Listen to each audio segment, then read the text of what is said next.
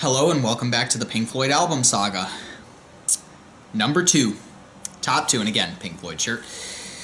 Of course, with this video, you now know what my number 1 is, and we will talk about it in that video, but for now, let's focus on my number 2 favorite Pink Floyd album. And that is none other than A Saucerful of Secrets. And I keep saying it, all of these top 5 could really be number 1s.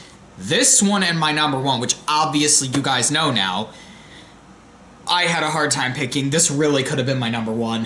It's another perfect one, so let's talk about it. Early Pink Floyd, once again, this is 1968, their second album. As you can see, we now have the very obvious foray into the space rock. This one is much different than the first album because, noticeably, Syd Barrett is 99% absent, which we'll talk about. And now you start to hear the longer, less whimsy, more space rocky sound. So, this album, as you can see, very cool, only has 7 tracks, but we'll talk about it. So, the first song on it is Let There Be More Light, which was released as a single in the US, the only single. It is an awesome song. It is really freaking cool. It's awesome. Then you have Remember a Day, which might be one of my favorite songs on the album and might be one of my favorite Pink Floyd songs of all time. It literally might be. Written by Rick Wright, singing. It is just magical, that song. Song 3 is Set the Controls for the Heart of the Sun, another one that is absolutely untouchable in my opinion, so different from anything you had ever heard before. It was one of the first songs I heard off of this album as a child, and I went, what is this? It's so cool sounding. And of course that flows into Corporal Clegg, the last song on side 1, which is a hilarious song that features a kazoo. It is also one of the first instances of you can hear Roger starting to talk about war and, you know, the world climate type stuff. Another thing I love about that song is it features all 4 of the members singing. The Mrs. Clegg, You Must Be Proud of Him, Mrs. Clegg, Another Drop of Gin. The chorus has all 4 of them singing. Side 2, we have the beautiful, amazing Saucerful of Secrets, the second of many Pink Floyd long songs, and in my opinion, this song, another favorite of mine, might be the best song on the album. Of course, it's the namesake, but especially the last part, my God, it is heavenly sounding. This one actually has parts. It was the first Pink Floyd song to feature parts. It's a 4-part song. Part 1 is Something Else. Part 2 is Syncopated Pandemonium. Part 3 is Storm Signal, which is a shorter one. And Part 4 is Celestial Voices. And in my opinion, like I said, Celestial Voices, Part 4, the last part, might be the best piece of music ever recorded. It is heavenly sounding, and it is courtesy of none other than Richard Wright. And it is, my God, it transcends you. It really does. Next song is Seesaw, another Rick Wright contribution. Another song that is just heavenly to listen to. I really don't know if I could pick between Seesaw or Remember a Day, both among my favorite Rick Wright contributions. It really, you can see why this album is like my number 2, number 1 favorite. Beautiful song, has the coolest vibe, coolest chorus. A lot of it gives like, and I'm going to talk about this vibe more on number 1, but the sort of daydreaming, mystical vibe. I love it so much. And of course, and I should mention, Let There Be More Light is a Waters song. Remember a Day, I already said, is Rick Wright. Set the Controls for the Heart of the Sun was Waters. Corporal Clegg was Waters. Saucerful was the 4 of them. Seesaw was Wright.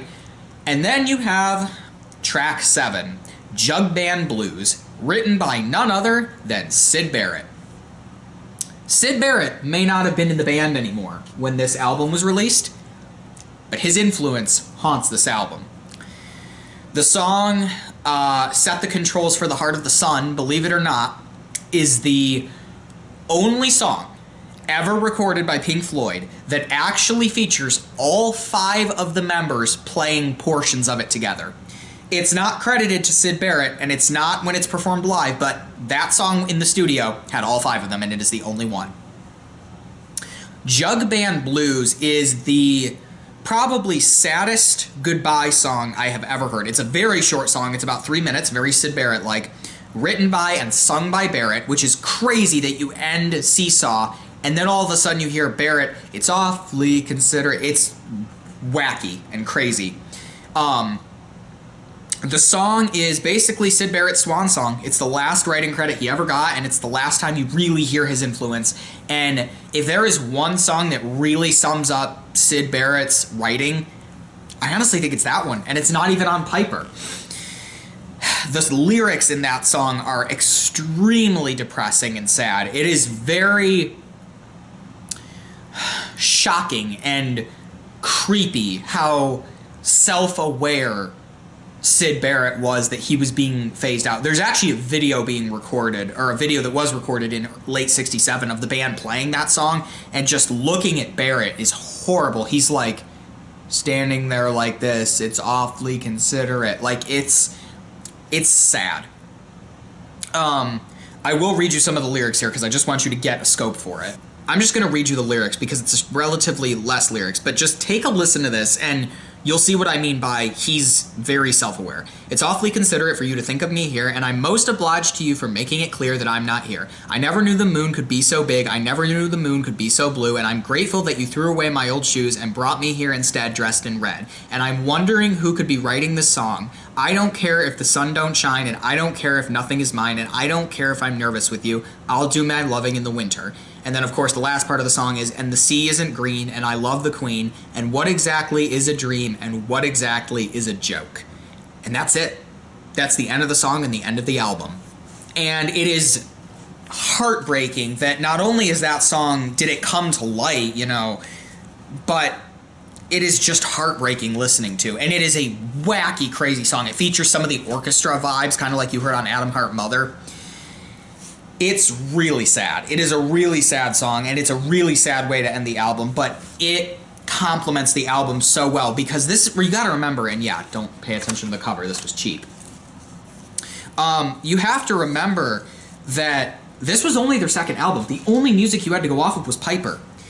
You get this song with this vibe that Saucerful and Set the Controls have, but then you hear that, and it's just this reminder that Syd Barrett, he's here and now he's not.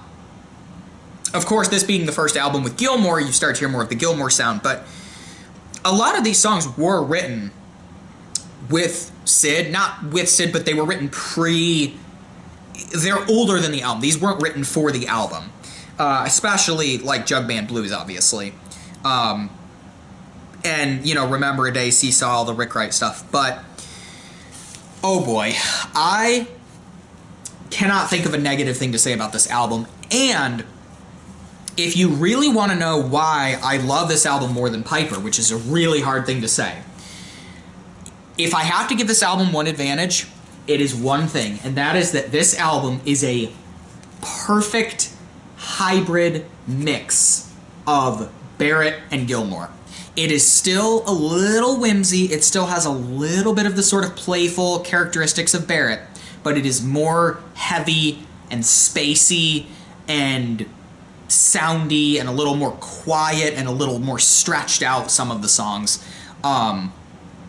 Even songs like, one of my favorites is Set the Controls for the Heart of the Sun. And I remember as a child, I saw the track listing for this album and I didn't really know any of the songs, but the song title of that song intrigued me, so I looked it up and I found the studio version. I listened to it and I'm like, what is that? And then I listened to the live version, not even the one off Amagama. It might be a similar one, but one of the live recordings, especially on Amagama. I mean, if you think that song is good studio, listen to the version on Amagama. It is, holy hell, it is, I would almost as argue as good as Careful with That Axe live. It is crazy, and it's even crazier because they slowed it down to almost 10 minutes and made it even quieter, which is what's crazy about it.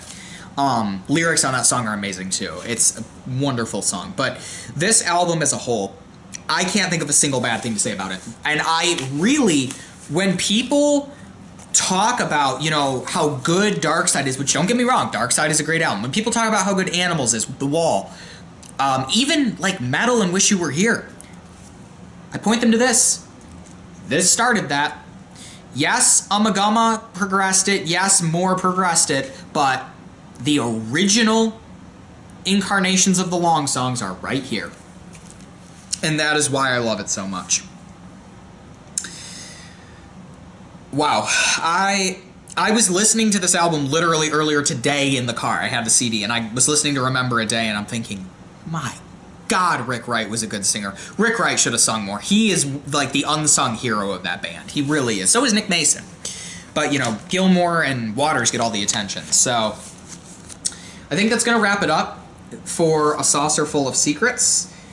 A phenomenal album, a phenomenal cover, phenomenal songs. It's really hard to even think of a weak song on this album. Some albums have a weak song. This one doesn't. I know Wish You Were Here doesn't. Piper really doesn't.